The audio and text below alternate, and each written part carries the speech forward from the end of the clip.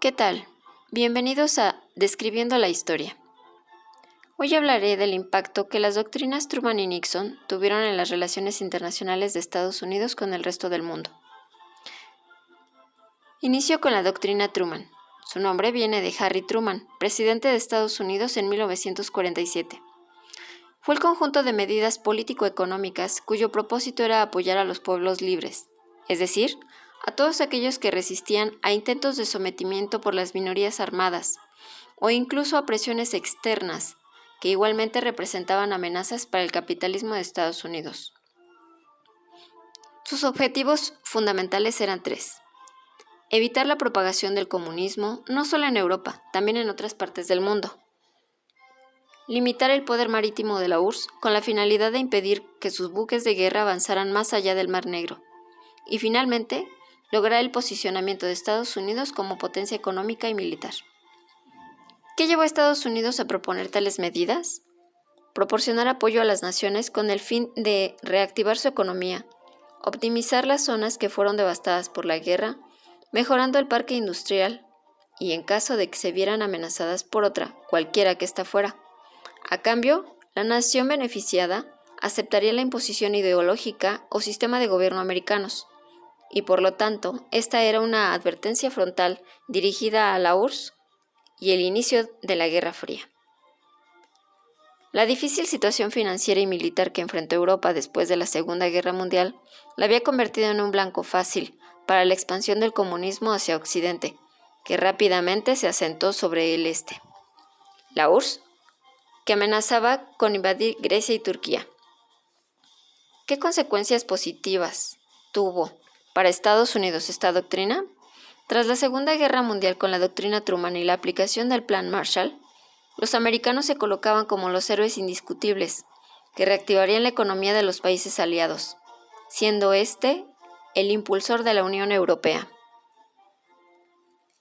La ayuda consistió en el envío de alimentos, combustible y maquinaria, que posteriormente se convirtió en inversiones a la industria y préstamos a bajos intereses, a Reino Unido, Francia, Italia, Alemania y otros 12 países en menor grado.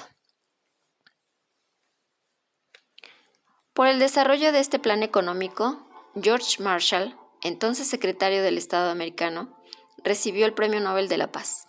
¿Qué tal,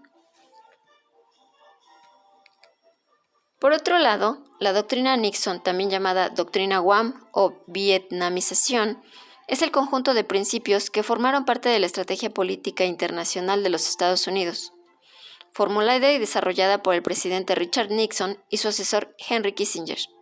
Fue anunciada en una conferencia de prensa en Guam el 25 de julio de 1969. ¿Cuál era la finalidad de Nixon con la presentación de esta doctrina? Establecer los nuevos parámetros de política exterior que guiarían las relaciones internacionales de Estados Unidos en el futuro, especialmente con respecto a su posición en la guerra de Vietnam. Buscaba reducir los compromisos contraídos por los norteamericanos en conflictos convencionales en el exterior. Preparar a Estados Unidos para cumplir a cabalidad aquellas otras obligaciones internacionales antes existentes y que fueran las menos onerosas, lo cual era vital para la integridad e intereses de la seguridad norteamericanos. ¿Cuáles fueron las causas que propician esta doctrina? Derivada de la pésima experiencia sucedida en la guerra de Vietnam, Estados Unidos estableció una nueva política exterior en Indochina, que consistió en la práctica de una desconexión directa progresiva, pero acompañada de una mejora de las capacidades y la solidez del gobierno y el aparato militar de Vietnam del Sur, que debería haber permitido al Estado pro-estadounidense sobrevivir evitando una humillante derrota militar y política de los Estados Unidos. La intención de Nixon era crear algo grande en materia de un nuevo proyecto de poder militar, para formular una estructura de paz al estilo de la propuesta hecha por Charles de Gaulle. La guerra de Vietnam causó el disgusto de los ciudadanos americanos, especialmente entre los jóvenes, ya que supuso la muerte de 56,000 soldados y un costo económico estimado en $150 billones. Además, que estaba claro el rumbo de la política exterior americana en el futuro inmediato. La idea central era establecer nuevos parámetros que guiaran las relaciones internacionales de los Estados Unidos en los años que estaban por venir. ¿Cuáles fueron las repercusiones de esta doctrina? La estrategia de Kissinger era fomentar las negociaciones, iniciadas en 1968, y la diplomacia sobre la ayuda militar para llegar a una solución al conflicto. Las negociaciones de paz concluyeron efectivamente en marzo de 1973, aunque la guerra continuó entre las fuerzas vietnamitas y terminó hasta el 30 de abril de 1975 con la caída de Saigón, capital de Vietnam del Sur, por las fuerzas comunistas del Vietcong. La doctrina logró algunos resultados concretos, pero en la práctica terminó como un fracaso total después de la renuncia de Nixon y la retirada estadounidense completa, pues el gobierno y el ejército de Vietnam del Sur comenzaron a debilitarse rápidamente en la primavera de 1975. Nixon dejó entrever que los Estados Unidos no incurrirían en nuevas intervenciones militares en Asia, a menos de que fueran imprescindibles para los intereses vitales de su seguridad, y en este caso, su propio arsenal nuclear estaría disponible para cualquier estado que considerase en riesgo su estabilidad.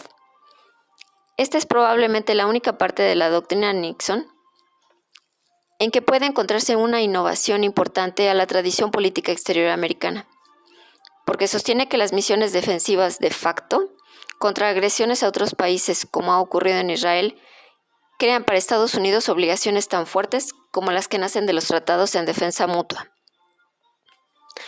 Esto incluye todas las formas de agresión capaces de crear inestabilidad global, tales como guerras civiles, insurrecciones, movimientos revolucionarios, actividades de terrorismo y lo que Moscú solía llamar guerras de liberación nacional. Cierro haciendo hincapié en que los esfuerzos tanto de Truman, Marshall y Nixon, demostrados a través del establecimiento de estas doctrinas y plan, nos dejaron muy claro que su finalidad de intenciones desde el principio fue asegurar su lugar, a través de establecer su ideología e idiosincrasia, sino además los deja inscritos en la historia por llegar a ser la superpotencia que hoy son, gracias a las estrategias económicas, políticas y militares implementadas de manera efectiva en su momento. Hasta la próxima.